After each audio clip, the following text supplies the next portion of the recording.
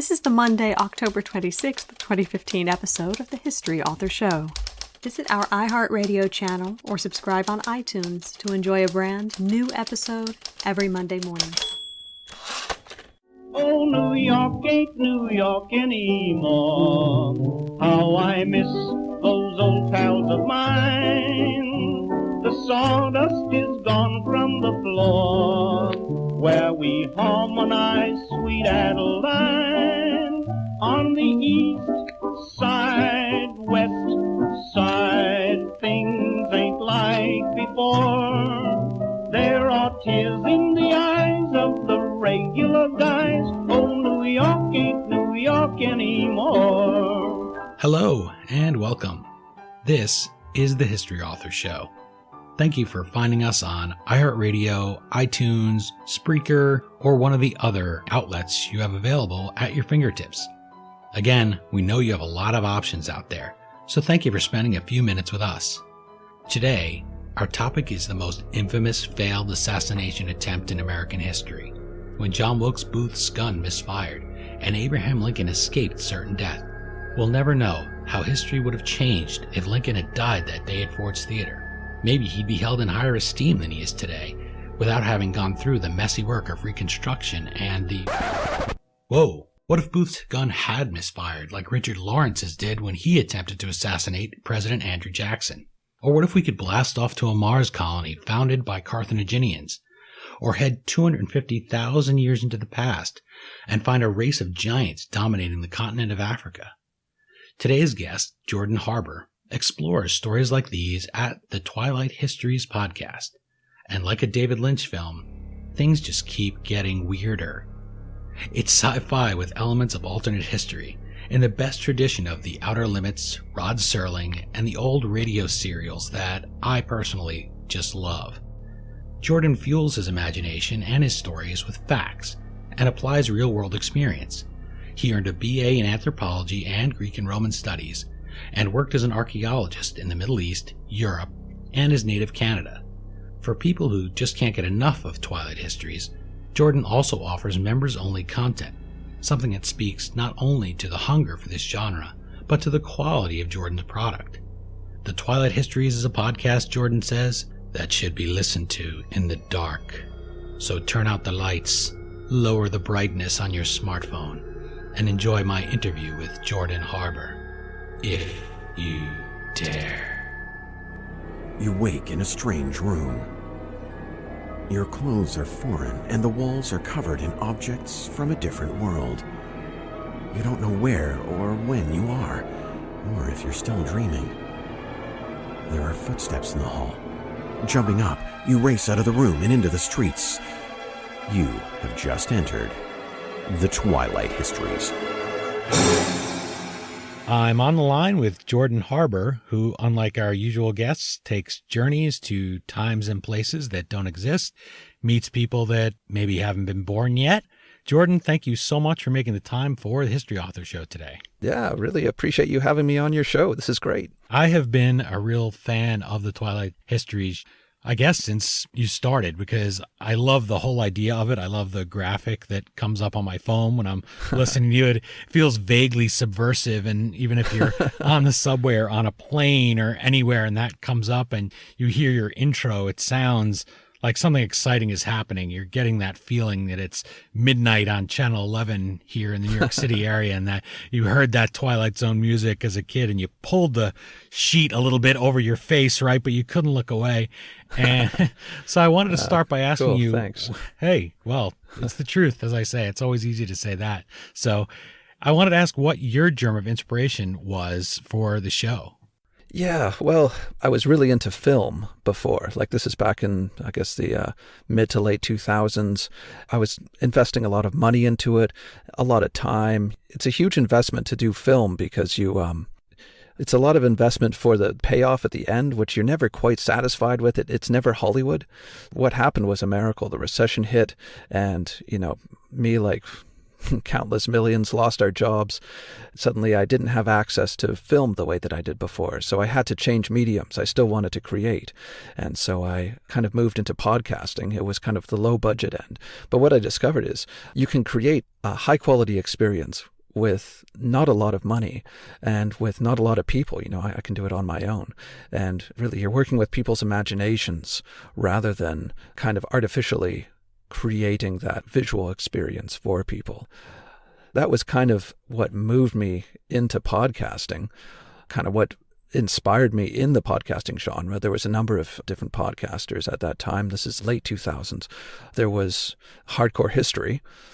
I really liked the kind of the emotional power punch that gave you. It was history, but it was very exciting history. The kind of history that kind of, if I was doing some lawn work or some painting or something, I'd kind of have to stop and kind of take a breath because it really hit home. And then the other was Ancient Rome Refocused, which was focused on Rome. But this guy, Rob Kane, he did a lot of creative writing. So he'd have these creative writing segments that had, music and sound effects, and they'd really draw you in. And one of his shows, it was called Time Travel is Easy, History is Hard. And in this one, he kind of placed you in that position of being a time traveler. And so you were going back to ancient Rome and walking the streets and meeting the people and having challenges that you as a modern 21st century person with your set of morals and values would come against integrating into Roman society. So things like slavery and violence. So I would say those two were probably the most influential on the Twilight Histories, kind of that combination of emotional power punch with travel through time. I think it's great that you were able to turn it into a positive. I always love that sort of thing. And that you decided to turn it to something that was creative. And you didn't tie yourself down to one genre. I mean, you started with the alternate history things, which I love, all that sort of writing or books or movies, or Churchill even did one, which is kind of crazy when you think about it. It's a double blind where he's writing from a world where Lee won the Battle of Gettysburg and imagining what a world would be like where he lost. There's, of course, the Harry Turtledove, Philip K. Dick. And I love that stuff. But your show really is more like the old radio serials. At least I see it that way. You can disagree. If you've heard X-1, or of course, everyone's familiar with the Twilight Zone television show, you can go anywhere your imagination takes you. And that adds so much, I think, to the experience, because when I download your next episode, I don't know quite where I'm going to go. It's not just another going back in time and killing Hitler, or Confederacy wins the Battle of Gettysburg, or something like that. It's always a little something different. So I wanted to ask, though, because you did a lot of that alternate history and then branched out, what were your fictional inspirations over the years? The podcast started off in the early days as where you were just exploring historical eras. And I pulled down a lot of those old shows, which were kind of experiments over the years. But what happened was, you travel back to Rome once and then you've done Rome. And I wanted to be able to explore something a bit more expansive than just that. So alternate history was something I kind of rediscovered over the course of podcasting. There was another guy, Matt Mitrovich from Alternate History Weekly Update, who he started his blog at the same time I started Twilight Histories. And we kind of became, I guess, friends, internet friends over the years. And I was reminded, oh yeah, there's this thing called alternate history where you can go to different worlds and suddenly your options are infinite. So I kind of latched on to that concept of alternate history. Now I kind of feel like, I don't want to just hitch myself to something that, is kind of genre based and, what if Lee won the Civil War or whatnot. Really, it's moving more into science fiction. So we've explored a futuristic world, an alternate history in the future where robots took over the world. We're going to be doing ones where you have species from alternate histories that kind of branched off, and they weren't humans, they were a different species, like a species of giants, and they became super tech, and now we're communicating back and forth with these people from these different species. So it's becoming more expansive. I want to see how far we can push it, really. But sorry, that kind of moves away from your question, which was what fiction No, it was good. what fiction inspired it. I have read some alternate history. I'm not as well versed as I would like to be, and I keep pushing myself in that department. One that I really like is S.M. Stirling. And he wrote a series that I connect with, which is Island in a Sea of Time. And the concept is there was this island, Nantucket, and it takes place in the 90s, I guess, when the book was written. And some kind of wormhole hits the island, the whole island. And the whole island is brought back in time to the Bronze Age, near the fall of the Bronze Age. So all these people that are kind of modern Americans are suddenly faced with being put into the fall of the Bronze Age. And they come with all their ideas and their high tech, and there's a plane, and they have a limited amount of gasoline, and they have to adapt to their new circumstances and try to survive, and then interact with the cultures that are there and discover that these people are actually incredibly intelligent, and they can take their technology and do marvelous things with it and become competitive with them. And so it's quite interesting. You know, I like the way that it kind of pushes the boundaries and yet still stays within the realm of plausibility. Yeah, you don't have to work hard to suspend disbelief in a story when it's done well, I find. And I just enjoy the craft of writing. I mean, most of the people that we talk to are authors in print, which is something I wanted to follow up later. But to me, if you haven't read all that, that may explain, not that it needs an explanation, but the fact that your stuff is always very fresh to me. I don't feel like I've gone to this particular alternate Rome or this particular alternate version of the Soviet Union after Hitler wins or anything a million times. You seem to come to it from a pretty fresh perspective. One of the things that you do is write your show in the second person. I was just listening to Napoleon in Afghanistan, and that's something where if you didn't have this freedom of deciding you would use the podcasting medium, you're not going to get that published through a traditional publishing outfit because that's so rare. People don't like the second person. I just recall from the books I've read on writing that they don't want to publish that because it's kind of an older style. But you make it work. And in this medium where you're going for a narrow audience, it's still sizable, but it's not people that are going to be turned off by it. You have that flexibility. And I just wondered if anybody ever brought that up to you and said, wow, the second person, that's unique to bring me in like that. Definitely it's something that people notice and comment on. There's a lot that I can say about the second person. It's something that I attached myself to right at the beginning.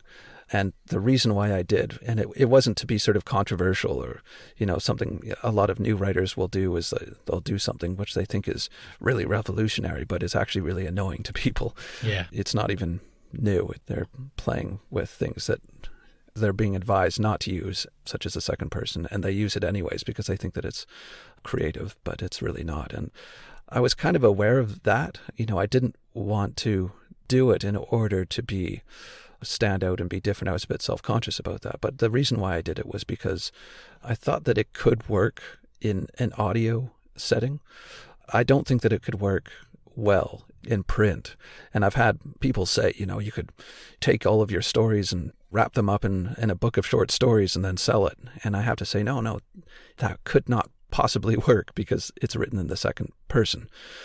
But the reason why I did it was listening to other podcasts, especially the ones that I mentioned, you know, Dan Carlin's Hardcore History, where he's immersive, you know, you feel like you're being brought in. And even more so with Rob Kane's Ancient Rome Refocused. He did that one episode where he's asking you to be the time traveler and to come back in time and experience Rome in the second person. I saw that it could work, and I thought, that's neat, I like it, I'm going to give it a try. There are some kind of drawbacks I couldn't have really anticipated at the time when I decided to do it.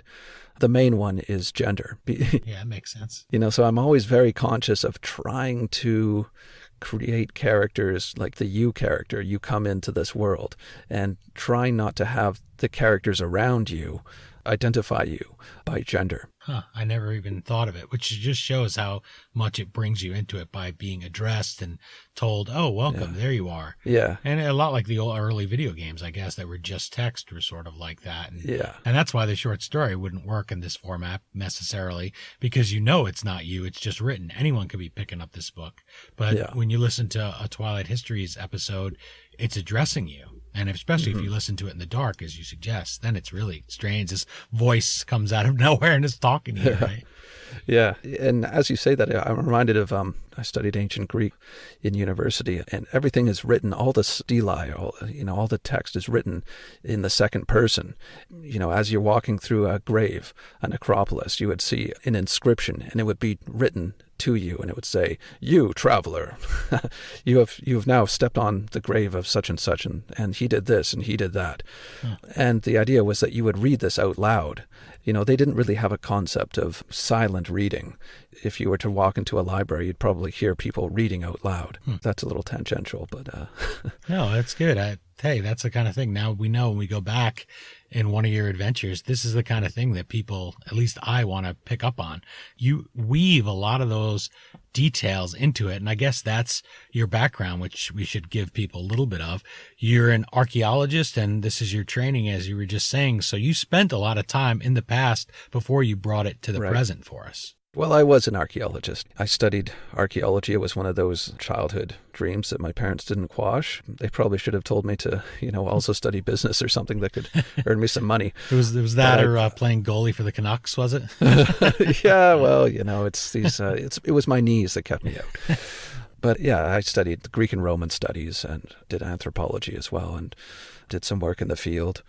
I did some work in the Middle East, in Ireland, and later became a contract archaeologist in Canada for a while. But I very quickly discovered that that's not the career that I wanted to pursue for the rest of my life. I was digging at the sides of highways and hiking through forests, following GPS, and living out of hotels and not making that much money. And I asked one of the senior archaeologists who had white hair, "Can you actually get married with this job? Can you, have a home?"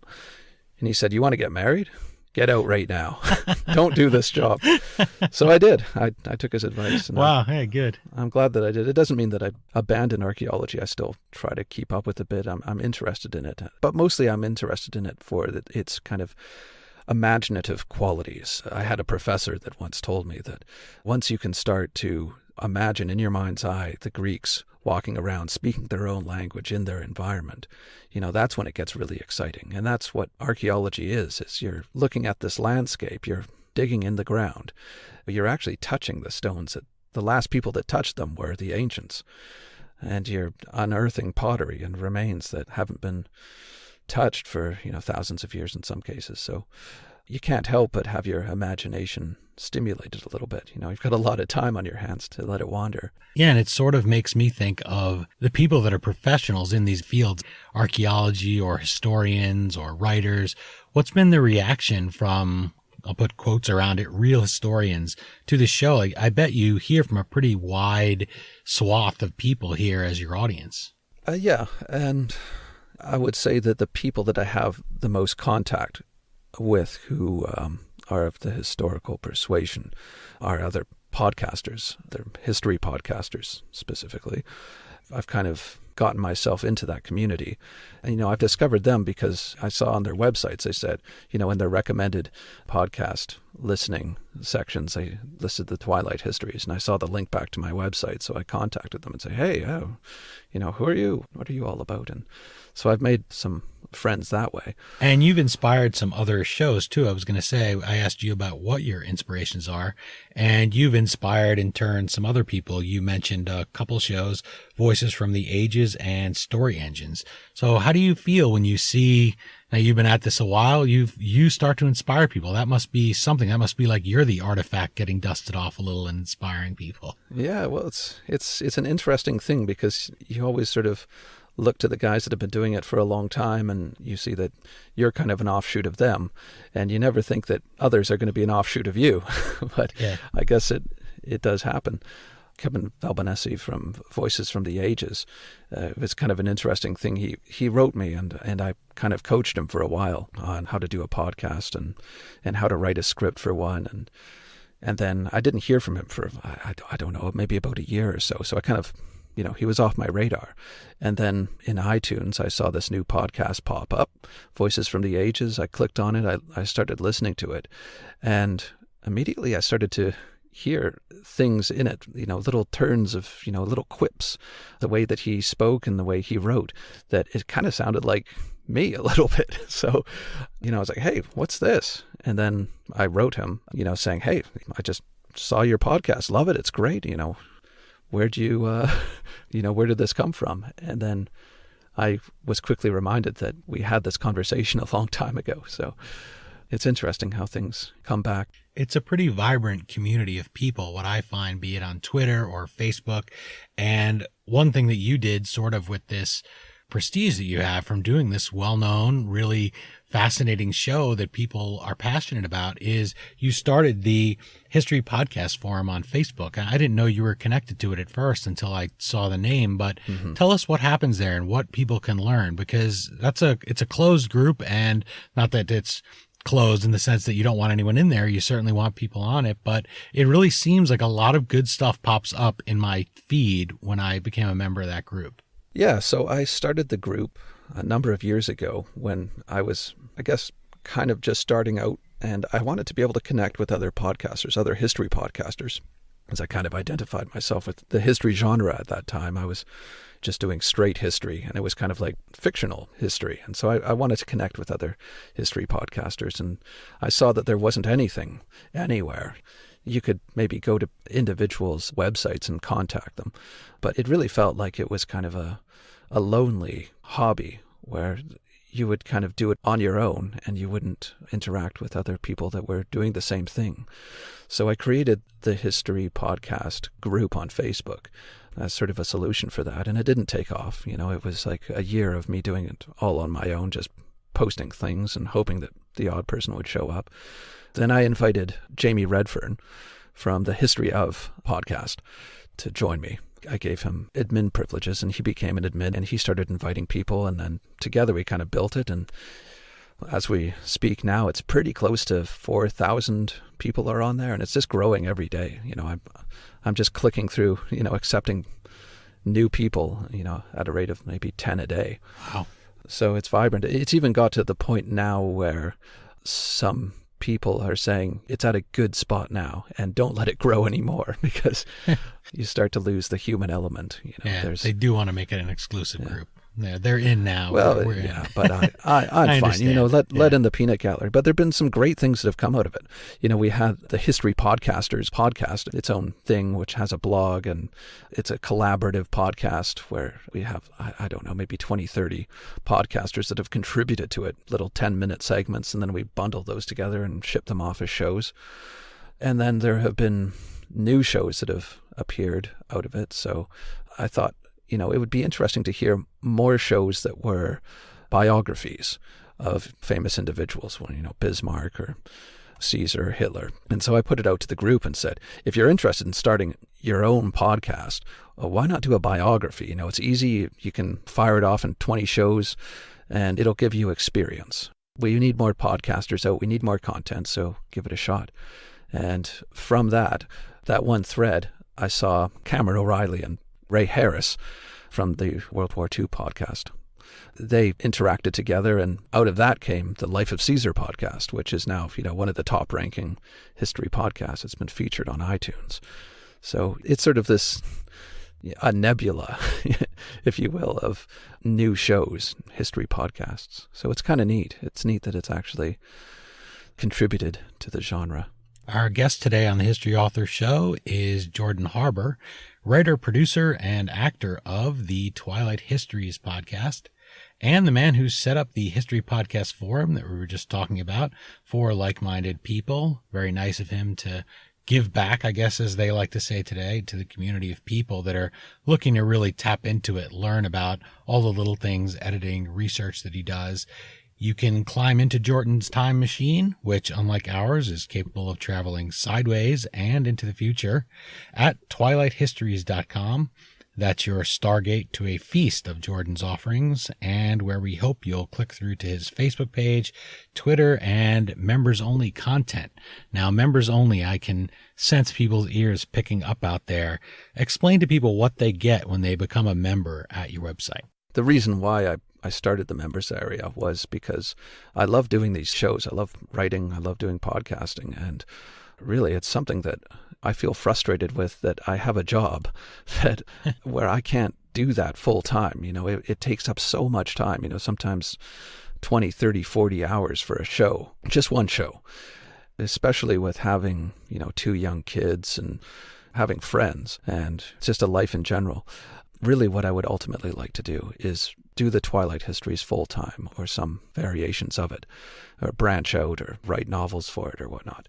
And so I started the membership area as a way to kind of hopefully one day switch me from doing my present job for the government to writing full time. It's a humble dream that I have. I don't, anticipate making millions at it, but I think that would be a satisfying life. And so that's why I'm doing this. I'm not charging a lot of money for it. Now, what you get is essentially each month I put out a new time travel show, and it's members only. It's a separate show. It's a separate story, but it kind of expands on the Twilight Histories world. I try to put out a free show as often as I can, which seems to be once every 6 to 8 weeks, but I really attempt to do the members show more frequently. I think it's worth it for people to think about it. It's tough because you start off thinking podcasts are free, and once you get something for free, it's hard to make that leap to paying for it. But for me, I say, this guy's putting work into it. He's not getting bandwidth free or time, as you were just saying. It's time away from your family. It's time away from your regular job. It's time away. You can get a little part-time job. And I think that's one of the tough things is people need to realize that you have bills to pay too. And if they do enjoy it, hey, why not go try out the members content? As you said, it's not a lot. I suppose for us here in the U.S., it varies with the Canadian dollar, but still, people can remember you and go there and try to give you a little bit of a boost and let you see that when you speak to that you really are speaking to the individual listener, no matter what tense you use. So I definitely wanted to plug that, at least look into it. I clicked through and looked and see it. And well, thank you. Why not? Why not try to fill the tip jar a little bit? We have an Amazon banner up there on the website, and it's just nice when you see somebody click through and they bought the book on Ty Cobb after our interview with Charles Learson, or they bought the book Supreme City after our interview with Don Miller, or a couple of Star Trek books that I mentioned just in the first pilot. That happened to be the one that they decided that they would go and buy. And it's nice to get that sound of coin that falls into the cup. It means people appreciate what you're doing. And I had one more question about this sort of alternate history idea and this what's at stake in history going to distant pasts. What do you think when you are building a world? First of all, how long does it take and where do the ideas come from? But what do you think separates what you try to do and your skills from, say, bad alternate history or bad time travel adventures? Like, this Super Friends stuff is all very for kids. I don't know if you watched it up there in Canada, but you look at it now and you say, well, there was really never anything at stake. And in your shows, always seems to be something is at stake for the you character. So for me, for the listener. And I just wanted to know, how do you build those worlds and how do you make sure that you really do have something at stake every week in the plot? Well, it's interesting that you should use that word stake and at stake, because that's really exactly what I say to myself. And I'm always asking myself, amongst a number of other things, that's probably the most key, is raise the stakes. So I always ask myself, is there a way that I can raise the stakes even more? So Aunt Myrtle's comb, and who took it? The gardener, or was it, the chef? The stakes aren't that high. But if it's, the barbarians are coming down, they've wiped out all the legions of the north, and there's one guy that survived, and he has to rush down to Rome and let them know and prepare them for this barbarian invasion. I mean, that's high stakes, right? That's the end of the Roman Empire. So it's always about raising the stakes. How can we raise them a little bit higher? But that's different from creating a world. Raising stakes can be in any genre. How I create the worlds, it really starts with, it could be a song, it could be something that I see, something that I read. There's just some kind of spark that happens that makes me interested in kind of a possible different world. And then once I start exploring that further, then I ask myself, what's the most fascinating thing about this world? Start listing those things off. If you were a tourist and you were to visit this world, what would you want to see? I list them all out. And then those are the different scenes that we're going to go to, the different areas. And I try not to double up so you don't go to the same place twice. Each scene I try to set it in a different area. And then counter to that, I ask, well, what's the most terrifying thing about this world? What are the worst things? And then those are our kind of plot devices, the things that we're going to have to encounter in that world. But everything else is character driven. So we take characters and we put those characters in those situations in that world and allow them to explore it and solve the problems on their own rather than set out the parameters of the plot ahead of time and then afterwards say, okay, well, now we'll give the character a name who experiences that. No, it has to be character based. And I like to switch it up, change it between female, male, black, white.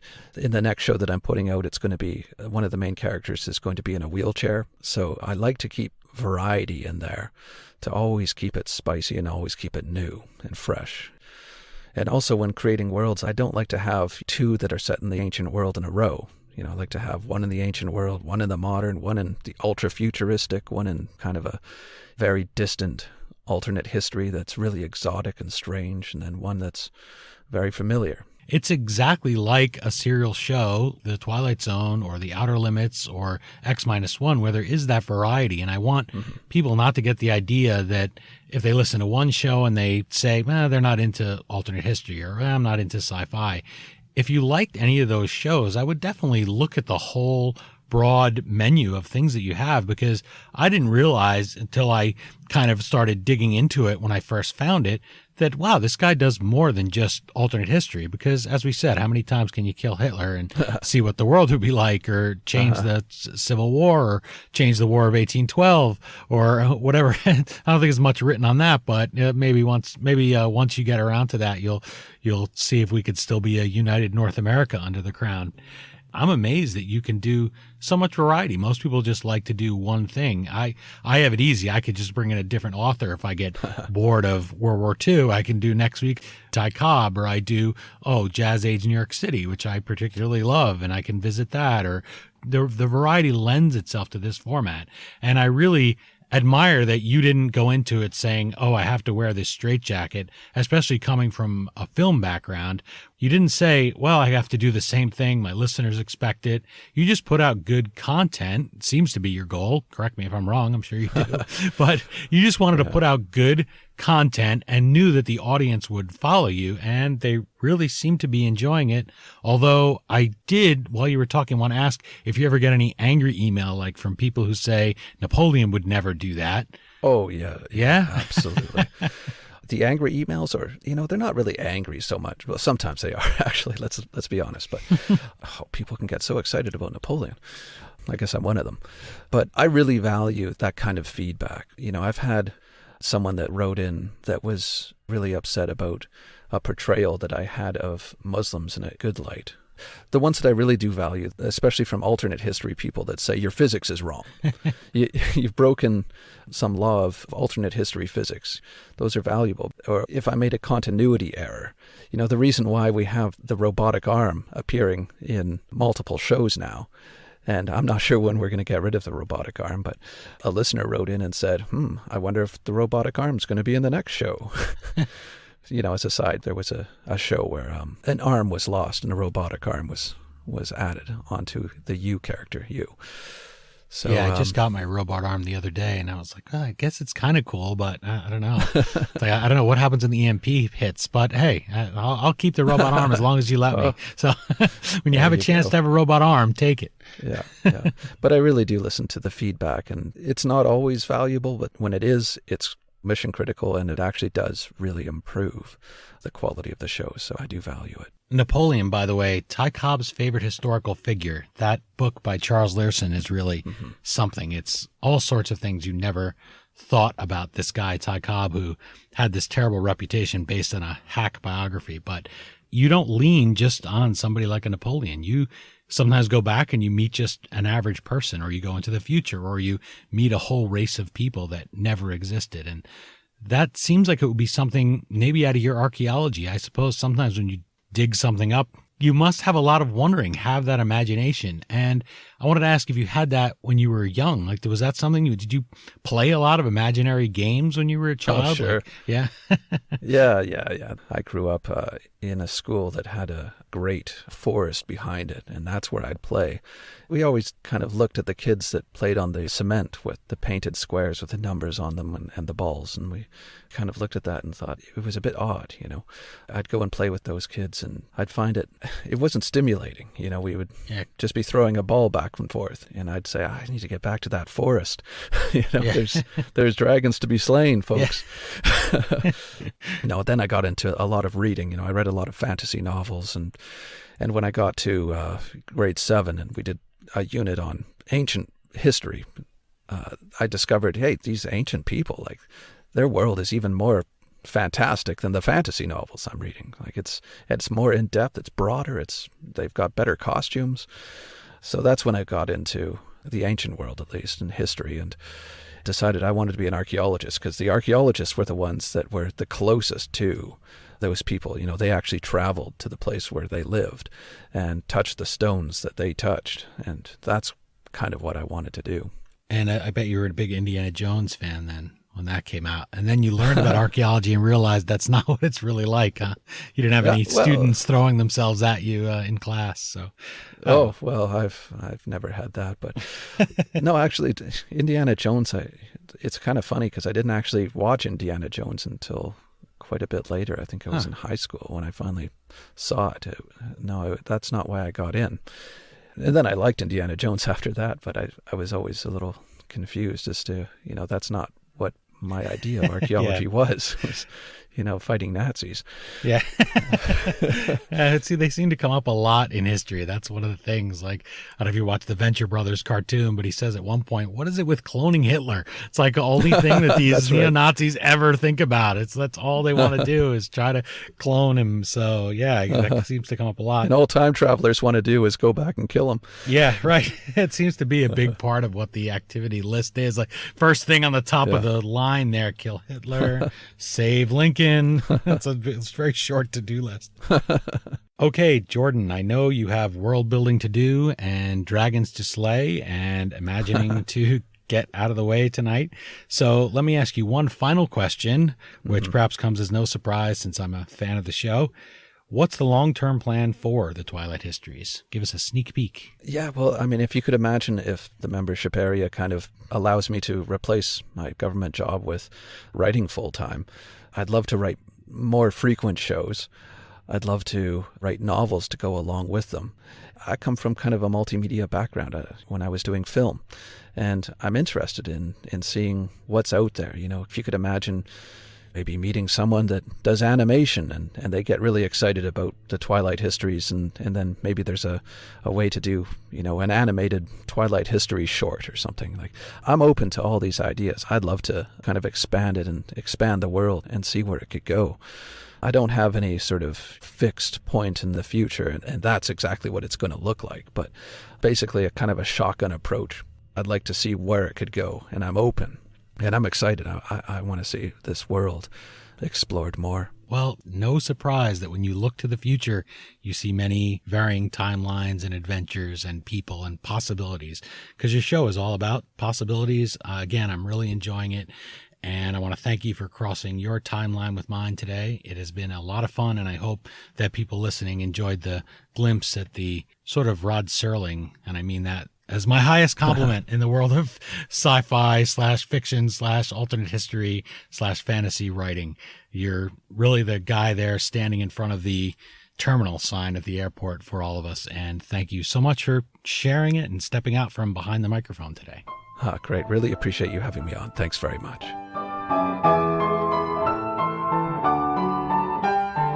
Again, the show is the Twilight Histories podcast, and the Facebook group is the History Podcast Forum. No book to plug this week, but we hope if you're buying a new flux capacitor at Amazon.com, you'll click through their banner at our website. We get a few credits every time you do. Once again, thank you, Jordan, for letting us look under the hood of your time machine. Please remember to visit him at twilighthistories.com. And while you're there, express your support through the links to his Twitter and Facebook accounts. And remember, we want to hear what you thought of this interview. You can reach us on Twitter at HistoryDean or at facebook.com/historyauthor. I hope you'll join us next time for another trip into the past here on iHeartRadio or wherever you're listening.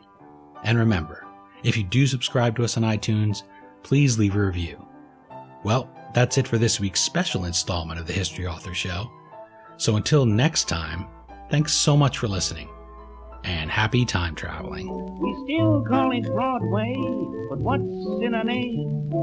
Take it from Georgie, it isn't the same. On the east side, west side, things ain't like before. There are tears in the eyes of the regular guys. Oh, New York ain't New York anymore. There's dragons to be slain, folks.